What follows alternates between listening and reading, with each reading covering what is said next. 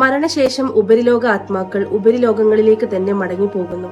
ഉപരിലോക ആത്മാക്കൾ ഒരു പ്രത്യേക ശരീരത്തിലേക്ക് മാത്രം നിശ്ചയിക്കപ്പെട്ടവയാണ്. എന്നാൽ നെഫ്സ് ഉൾപ്പെടെയുള്ള ഭൗമാത്മാക്കൾ ഈ ലോകത്ത് തന്നെ തുടരുന്നു. മരണശേഷം ഭൗമാത്മാക്കളെ പുതുതായി ജനിച്ച ഒരു ശരീരത്തിലേക്ക് പ്രവേശിപ്പിക്കുന്നു.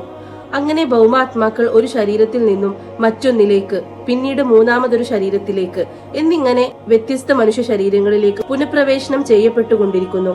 എന്തുകൊണ്ടെന്നാൽ അവക്ക് വിധിന്യായ മഹ്ശറ ദിവസവുമായി യാതൊരു ബന്ധവുമില്ല.